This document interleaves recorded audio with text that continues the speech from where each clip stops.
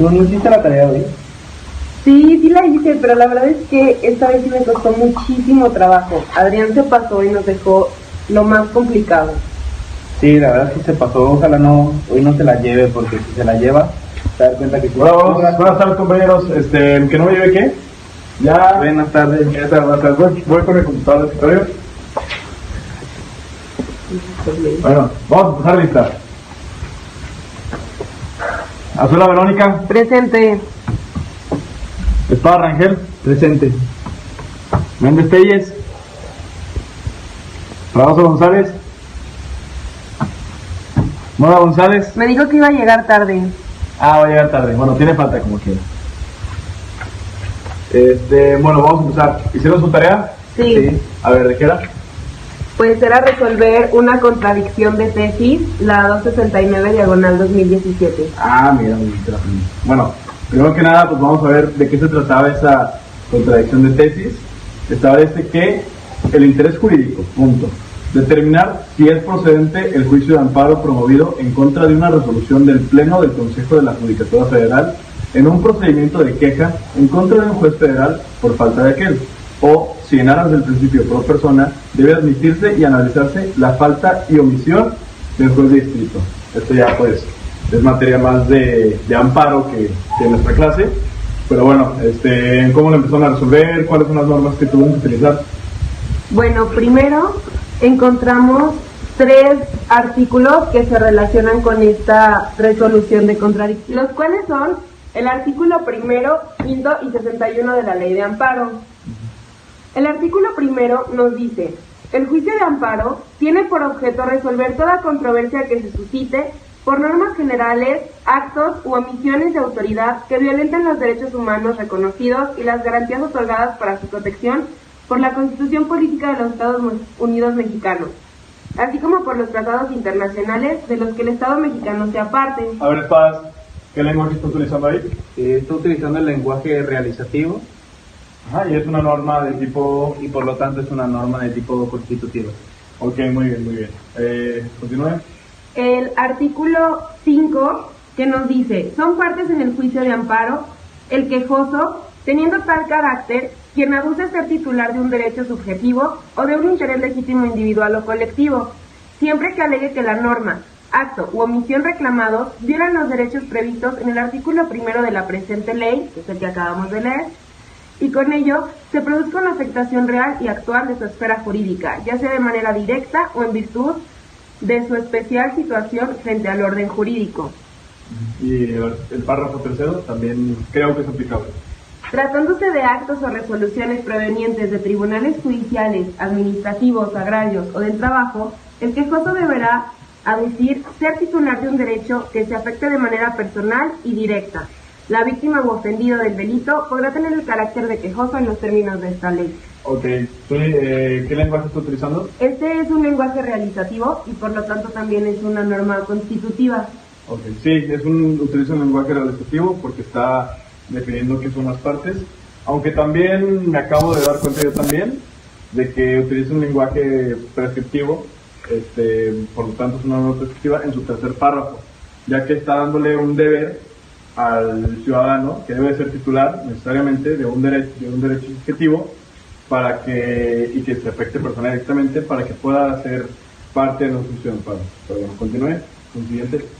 Y por último, el artículo 61, también de la Ley de Amparo, que dice: el amparo es improcedente en su fracción 12 contra actos que no afecten los intereses jurídicos o legítimos del quejoso en los términos establecidos en la fracción primera del artículo 5 de la presente ley y contra normas generales que requieran de un acto de aplicación posterior al inicio de su vigencia. Espadas, ¿qué lenguaje estás utilizando ahí? Sí, es un lenguaje prescriptivo y bueno, por lo tanto es una norma prescriptiva también. Y bueno, según a la persona de que va dirigida, ¿de qué tipo es? Yo diría que es una norma de tipo secundaria, puesto que le está imponiendo un deber más bien una obligación a la autoridad al decirle si el amparo es procedente. Bueno, y vamos a ver qué encontraron con respecto al sistema jurídico. Bueno, encontramos que es un sistema dinámico, ya que cumple con el criterio de legalidad. Esto es porque el artículo 107 y 73 de la Constitución facultan al Congreso para legislar en materia de amparo. Sí, claro, N1 crea un órgano para que esté facultado de crear N2. Sí, muy bien.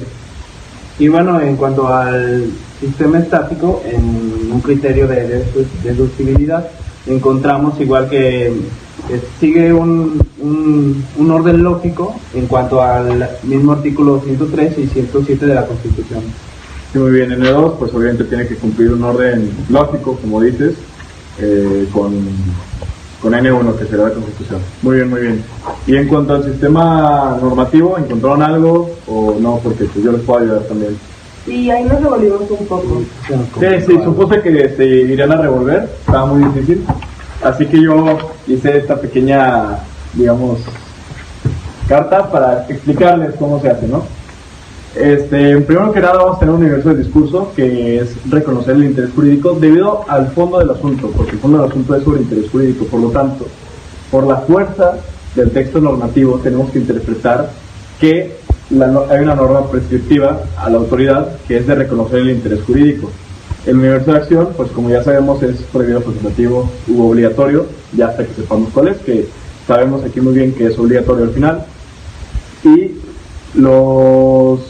las propiedades relevantes serán el ser titular de un derecho subjetivo y que éste sea afectado de manera personal y directa para poder reconocerse el interés jurídico. El otro va a ser que la norma, acto u omisión viole los derechos previstos en el artículo 1 de la ley de amparo, como se establece ahí. Y el tercero es que existe una afectación real y actual a la esfera jurídica de la persona. Entonces, cuando se cumplen estas tres, podemos decir que se reconoce el interés jurídico. Por lo tanto, tienen que coexistir. Por lo tanto, encontramos que hay 8 casos elementales, en el cual solamente uno se resuelve porque en uno nada más se conjugan las 3 propiedades relevantes. En los demás vamos a encontrar una laguna en los otros 7 casos, que cumpliendo con el criterio de legalidad, pues establece que a la autoridad todo lo que no se le faculta u obliga, se le prohíbe. Por lo tanto, todos los demás casos será prohibido reconocer un interés jurídico y por lo tanto será prohibido conocer de un amparo. Entonces, todo esto se deduce de la fuerza de los 3 artículos interpretados. Así es, todo esto se deduce de estos 3 artículos. Qué bueno que lo apuntas, ya que Karima ahorita no puede decirlo. Muy bien, muy buen apunte. Se deduce del texto normativo de los 3 artículos. Muy bien, tienes un punto extra. Gracias. Entonces, ya con todo lo que vimos, que este sistema cumple con los criterios, hablamos de que este sistema es perteneciente y aplicable. Mira. Muy bien, muy bien. ¿Licenciado, puede ir al baño? Claro que sí, adelante, por favor. Entonces, pues el problema tiene que ser de esta manera. ¿Adrián, puedo pasar? Sí, pásale, con falta, pero vas a entrar. Ay, pero ¿me puedes recibir la tarea?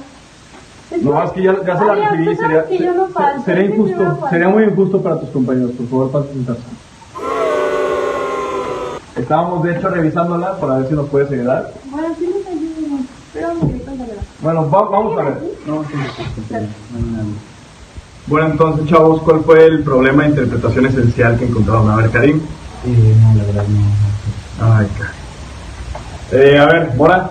Bueno, la característica del lenguaje que causa todo este problema es la vaguedad de textura abierta. Sí, muy bien. Sí, la vaguedad de textura abierta. Sí. Ah, sí, ya la conoces. A ver, explícame. El problema se basa en 2 resoluciones de 2 tribunales distintos. La primera nos dice que no es materia de amparo, pues no afecta ni personal ni directamente la queja o la resolución de la queja. Más bien, no afecta personal directamente a la persona. La queja. Ok, perfecto. ¿Y el otro tribunal? Y bueno, el otro dice que si se interpreta a la luz del principio pro persona, dice que si hay un interés personal y directo por la omisión del juez.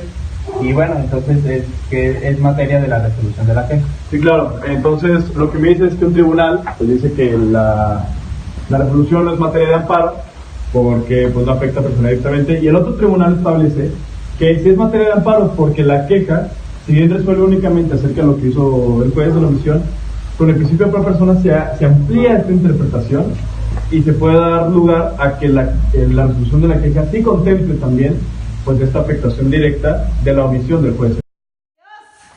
5 minutos, Adrián. Sí, 5 minutos. Pueden ir a verse a frío, no sé.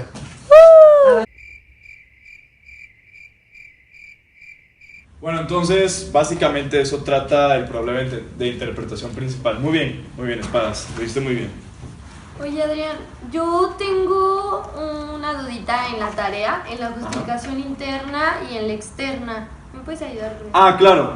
Bueno, la justificación interna establece que, pues, hay una relación lógica entre el problema y pues, la solución, ¿no? En este caso, con un modus ponens y un modus tollens.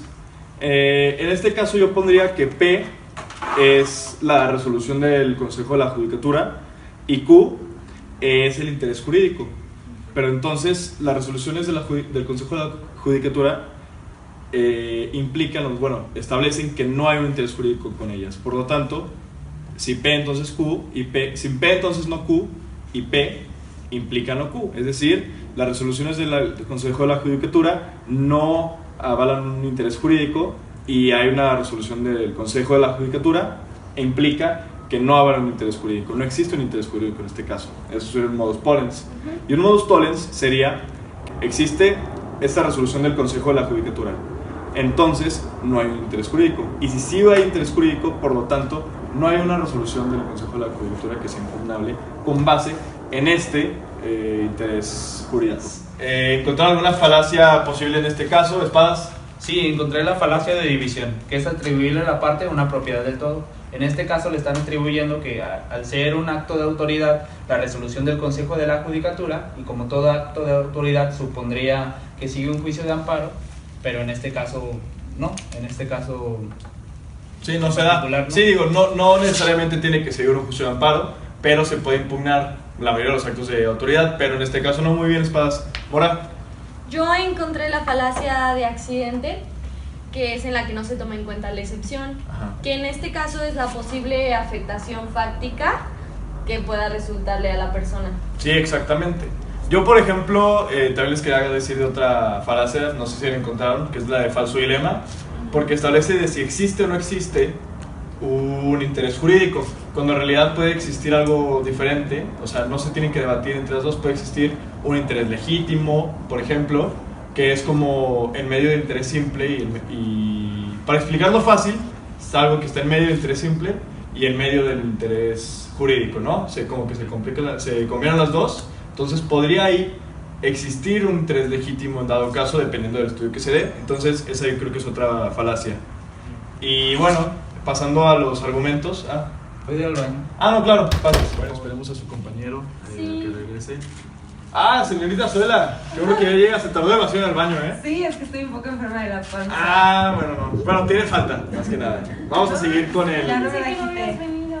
Es que tú llegaste tarde. Bueno, pero pues te fuiste toda la clase. Bueno, ya, niñas, ya. ¿Cuáles son los posibles argumentos que encontramos de aquí? Bueno, yo encontré el argumento de autoridad, que si bien como usted nos lo dijo en clase, es falaz en la lógica, en el derecho sí puede aplicarse. Este argumento es aquel que nos dice que, o más bien nosotros recurrimos a alguien que ya dijo algo para argumentar lo que nosotros estamos diciendo. En este caso en concreto tenemos que la autoridad, en este caso es la Corte, ya resolvió que todos los autos o todas las sentencias emitidas por el Consejo de la Judicatura Federal, todos sus actos, no son materia de amparo. Esto nos lo dice en su jurisprudencia de la 10ª época, con rubro Consejo de la Judicatura Federal, contra sus actos es improcedente el juicio de amparo. Así es. Mora. Bueno, yo encontré un argumento teleológico que atiende a la finalidad objetiva. En este caso es que se analice si puede existir alguna afectación a la persona, porque pues sabemos que este es el fin del amparo. Sí. Yo también encontré... yo primero voy a decir uno que encontré antes también. Perdón por interrumpirlas, la verdad es que no hago eso usualmente. Quería decirles uno que no sé si encontré, es uno de equidad, un argumento de equidad, porque se debe llegar a la solución más justa para las personas. Entonces se debe analizar también el caso concreto para ver si sí estaría afectando. Argumento a coherencia, que también lo vamos a combinar con un poco con los principios generales del derecho, pero no con el principio por persona, sino con uno u otro.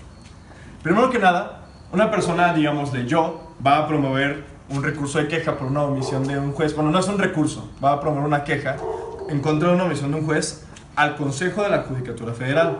Y este consejo va a establecer o va a dar una resolución de esta omisión. Por lo tanto, la relación jurídica que se hace ahí es únicamente entre el Consejo de la Judicatura y el juez. Por lo tanto, yo quedaría fuera y yo no tendría ningún interés jurídico en esa relación. Yo no podría ampararme por eso.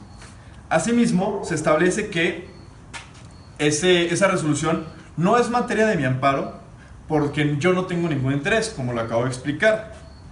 Pero esta omisión del juez podría ser materia de un amparo por ser un acto de imposible reparación o bien en una sentencia definitiva cuando ya se cumpla el principio de definitividad. Por esto mismo, no se debe de entrar al estudio del amparo porque no se cumple el principio de definitividad establecido en la norma. Porque no hay ningún recurso en contra de su omisión, no hay ninguna otra forma de defenderse por parte de los demás. Y es por eso que no se debe de entrar, en mi opinión, al estudio de fondo de este amparo. Y es con base en esto, en este argumento, en el análisis de la norma y en nuestro sistema jurídico y en los argumentos que no debe de proceder el amparo. Gracias, Adrián.